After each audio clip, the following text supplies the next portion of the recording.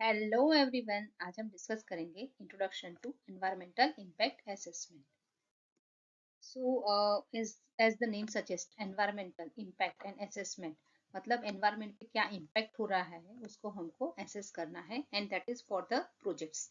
कोई भी प्रोजेक्ट्स हम कोई भी लोकेशन पे लाते हैं, लाइक मेट्रो रेल और सम बिग इंडस्ट्रियल प्रोजेक्ट, तो उसका आसपास के एनवायरनमेंट पे क्या इम्पैक्ट होगा, क्या असर होगा, बेनिफिशियल है या एडवर्स है, वो सब हमको एसेस करना है। तो उसके लिए सिस्टमेटिक स्टडी की जाती है।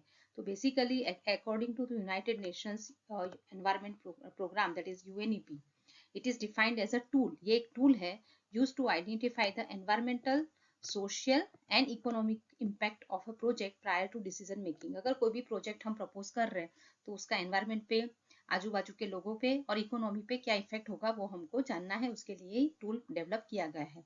उसका मेजर एम क्या है? To predict the environmental impact in the early stage of project planning and design. हम कोई भी प्रोजेक्ट प्रपोज कर रहे हैं, अगर हमको इनिशियल ही पता है कि एनवायरमेंट पे बहुत ज्यादा इम्पैक्ट होने वाला है, तो जो भी इम्पैक्ट होने वाला है उसको रिड्यूस करने के लिए हम क्या कर सकते हैं, उसके वेज फाइंड आउट करने हैं, and shape the project to suit the local environment. जो भी लोकल एनवायरनमेंट है उस पर मिनिमम हार्म हो, और जितना भी हो सके हमारा जो एनवायरनमेंट है उस पर ज़्यादा इम्पैक्ट ना हो, उसके लिए एनवायरनमेंट के बचाने के लिए जो कोई भी प्लान हम प्रपोज कर सकते हैं।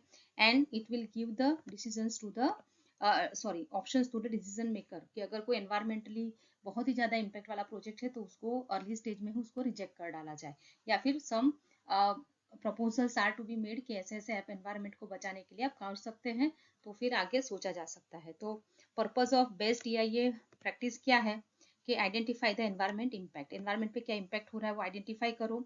Lesson the conflicts bye promoting community participation, जो भी एरिया में प्रोजेक्ट आ रहा है उनके लोगों को भी इन्वॉल्व करना है, मतलब पब्लिक हियरिंग करनी है, उनको जानकारी देनी है कि ये प्रोजेक्ट आ रहा है। सपोज कोई न्यूक्लियर प्रोजेक्ट आ रहा है तो लोगों को पता होना चाहिए कि ये प्रोजेक्ट आ रहा है, उसके क्या इम्पैक्ट है, उससे क्या असर हो सकता है। Then minimise the adverse environmental impact through mitigation measures. Mitigation measures का मतलब उसको रोकने के लिए हम क्या क्या कर सकते हैं। तो एनवायरमेंटल मैनेजमेंट प्लान पूरा प्रपोज करना पड़ेगा। इन्फॉर्म द डिसीजन मेकर्स, जो भी डिसीजन ले रहे हैं उसको क्लियरेंस दे रहे हैं कि हाँ भाई आप उसको प्रोजेक्ट लगा सकते हो, उनको भी इन्फॉर्म करना। हेल्प टू ले the base of environmentally sound project, sound project जो हो एनवायरमेंट के हिसाब से उसी को आगे किया जाए, and it will lead to sustainable development, क्योंकि हम जितना हो सके उतना कम हार्म करने का सोचते हैं एनवायरमेंट पे, और पॉजिटिव एंड नेगेटिव इम्पैक्ट को बैलेंस करने का ट्राई करते हैं। सो इमीडिएट ऑब्जेक्टिव क्या है ईआईए के? मतलब शॉर्ट टर्म के objective, to improve the environmental design and proposal, जो भी प्रपोजल है उसमें मॉडिफिकेशन करो एनवायरमेंट के हिसाब से। Then to ensure the resources are used appropriately and efficiently, then to identify appropriate measures to mitigate the potential impact of proposal। कोई भी एडवर्स इफेक्ट है तो उसको रोकने का आप प्रपोजल दो। to facilitate and inform decision making, including setting the environmental terms and conditions for implementing the proposal।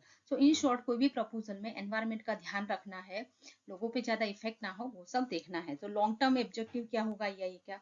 So it will protect the health and safety of human. अगर एनवायरनमेंट को वो बचा रहा है, मतलब आसपास में एनवायरनमेंट पे इम्पैक्ट नहीं हो रहा है, तो अल्टीमेटली लोगों का हेल्थ एंड सेफ्टी के लिए वो अच्छा है। जो भी चेंजेस होते हैं एनवायरनमेंट में उसको रोकने की ट्राई करते हैं, irreversible changes and serious damage to environment, उसको रोकने का हम ट्राई कर रहे हैं। उसकी वजह से सस्टेनेबल डेवलपमेंट होगा कि एनवायरनमेंट के ऊपर हम असर नहीं होने देते। To safeguard the valued resource natural areas and ecosystem, ecosystem को बचाने का काम कर रहे हैं। To enhance the social aspect of the proposal, तो लोगों को भी ऐसा लगना चाहिए कि जो भी प्रोजेक्ट आ रहा है उनके बेनिफिट में है, एनवायरनमेंट के बेनिफिट में है। So EIA guide us regarding there are 4 questions. What will happen as a result of project? अगर हाई स्पीड रेल प्रोजेक्ट आ रहा है तो उससे क्या होगा? What will be extent of the changes? कितना चेंजेस आ सकता है? Do the changes matter? वो हमको असर करेंगे। And what can be done about them? अगर कोई चेंजेस भी हो रहे हैं तो पॉजिटिव है, नेगेटिव है, कौन से हैं और उसके लिए हम क्या कर सकते हैं? So how can decision makers as well as stakeholders to be inform कि what needs to be done? मतलब जो भी डिसीजन मेकर है, स्टेक होल्डर्स है, जो इसमें इन्वॉल्व है, जिनको असर हो रहा है, उनको कैसे बताया जाए और क्या किया जाए। तो बेसिकली एक साइक्लिक प्रोसेस है, उसमें 4 क्वेश्चंस बार बार पूछे जाते हैं, उसका आंसर फाइंड आउट करना है एंड एनवायरमेंटली साउंड सॉल्यूशंस, और ऐसे प्रोजेक्ट हमको प्रपोज करने हैं और उसको अलाउ करने हैं ताकि एनवायरमेंट पे हार्म ना हो। So basically these are the types of EIA, rapid EIA. जिस प्रोजेक्ट में बहुत ही कम एडवर्स इम्पैक्ट होते हैं वो नॉर्मली रैपिड ईआई के तहत आते हैं। उसमें मिनिमम तीन मंथ में स्टडी की जाता है और एक ही सीजन का नॉर्मली डेटा कलेक्शन किया जाता है, जैसे summer season, monsoon season, winter season, तो कोई भी एक सीजन का डेटा कलेक्ट किया जाता है, तो मोस्टली वो मानसून का। देन कॉम्प्रिहेंसिव मतलब बहुत ही डिटेल्ड वे में ईआईए किया जाता है, that is called as CEIA। So major adverse impact होने वाले हैं कोई भी प्रोजेक्ट का, अगर कोई ऐसा इंडस्ट्री आ रहा है जो harmful pollutants and water pollution करेगा तो उसमें कॉम्प्रिहेंसिव ये करना पड़ेगा। तो मिनिमम उसका पीरियड जो होता है 16 मंथ्स का, उसमें तीनों सीजन के डेटा कलेक्ट किए जाते हैं for the study. And criteria for कैसे डिसाइड करें रैपिड करना है या कॉम्प्रिहेंसिव, तो लोकेशन इज वेरी इंपॉर्टेंट। कोई सेंसिटिव लोकेशन पे है तो रैपिड नहीं चलेगा, तो location, then sensitivity of the project, then existing industries अगर बहुत सारी है पर्टिकुलर एरिया में तो वो भी देखा जाता है।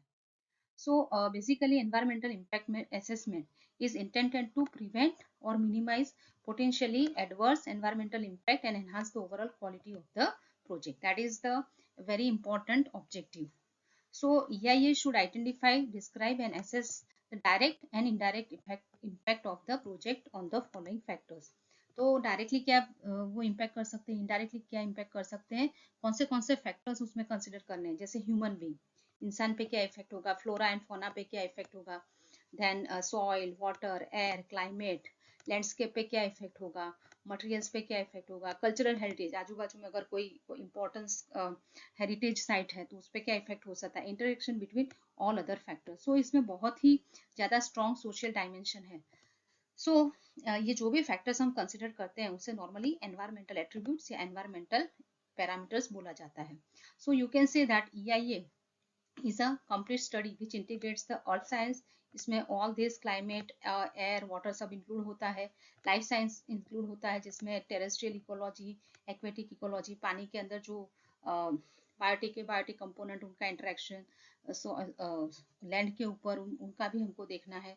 सोशल साइंस मीन्स लोगों को भी क्या इफेक्ट होगा उनके कल्चर पे, उनके हेरिटेज पे, उनके सोशल स्टेटस पे, उनकी इकोनॉमी के, उनके ऊपर कौन सा उनका लैंडस्केप है, तो everything that we have to consider. So basically it has the combination of earth science, life science and social sciences, and all these effects we have to consider, and those are generally called as environmental parameters or environmental attributes for preparing the baseline data।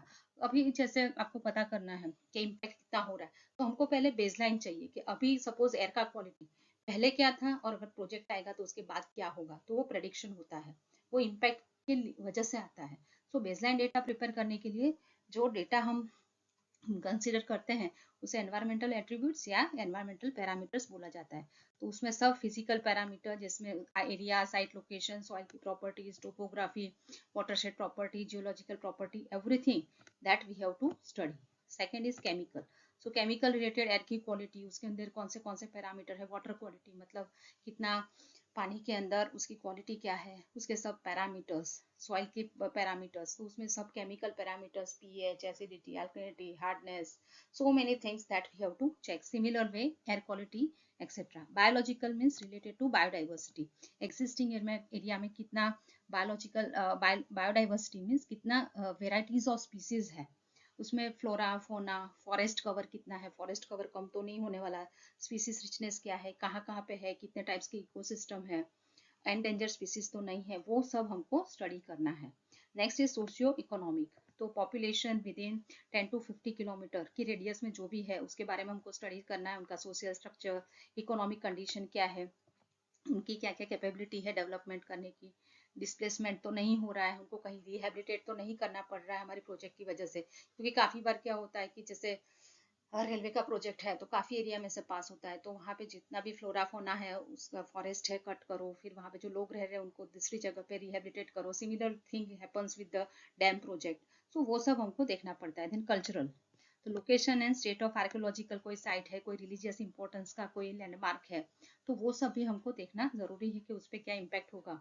Then meteorology, so that is related to your हवामान related कि temperature extreme क्या है, wind speed, atmospheric stability, rainfall, storm वगैरह। एक बार हमने एक baseline decide कर दिया कि प्रोजेक्ट से पहले ये कंडीशन है हमारे physical, chemical, biological and all cultural.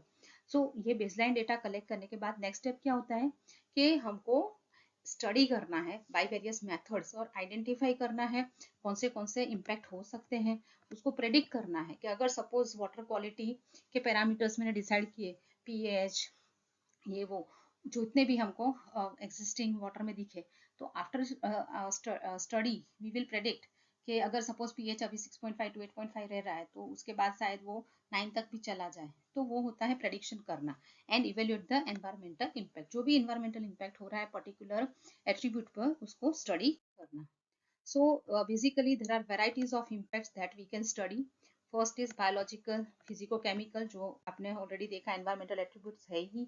Then social impact, then health impact, then economic status का impact, directly, indirectly क्या impact कर सकता है. अगर हम forest cut कर रहे हैं तो पेड़ पे first impact हो रहा है, पर उसके अंदर जो उसके ऊपर डिपेंडेंट सब बर्ड्स है, दूसरे क्रिएचर्स है, उस पर इम्पैक्ट होता है, तो वो इनडायरेक्ट इम्पैक्ट होता है। देन शॉर्ट टर्म कितने टाइम के लिए होगा, शॉर्ट टर्म है, लॉन्ग टर्म इम्पैक्ट है, एडवर्स इम्पैक्ट कौन से हैं, बेनिफिशियल इम्पैक्ट कौन से, जैसे हम डैम कंस्ट्रक्शन करते हैं तो बहुत सारे लोगों को एम्प्लॉयमेंट मिलता है, पानी के लिए वो इरिगेशन के लिए हेल्पफुल है, for the generation of electricity, तो हाइड्रो पावर प्रोजेक्ट लगा सकते हैं। सो ये सब बेनिफिशियल इफेक्ट है, बट उसके अगेंस्ट में एडवर्स इम्पैक्ट में लोगों का रिहेबिलिटेशन होना, फ्लोरा फोना, फॉरेस्ट वगैरह का। So that positive negative impact we have to identify. Then cumulative impact, means सभी इम्पैक्ट इकट्ठा होकर क्या लॉन्ग टर्म इम्पैक्ट कर सकते हैं, वो भी ध्यान में रखना जरूरी है। सो ये should focused on most significant impact, सबसे ज्यादा किस पे इम्पैक्ट हो रहा है हमारे एनवायरनमेंट पे, वो जानना जरूरी है। हमको ये टाइम वेस्ट नहीं करना है छोटे छोटे इम्पैक्ट पे, बट हमको मेजर इम्पैक्ट जो एनवायरनमेंट को रियली में हार्म कर रहे हैं, लोगों को हार्म कर रहे हैं, उसी पे ज़्यादा ध्यान देना है। तो उसके लिए बहुत ही ज़्यादा सिस्टमेटिक वे में उसको आइडेंटिफाई करना, प्रेडिक्ट करना, इम्पैक्ट एनालिसिस करना इज़ अ साइंटिफिक मेथड। तो उसके लिए वेरियस मेथोलॉजीज डेवलप की गई है।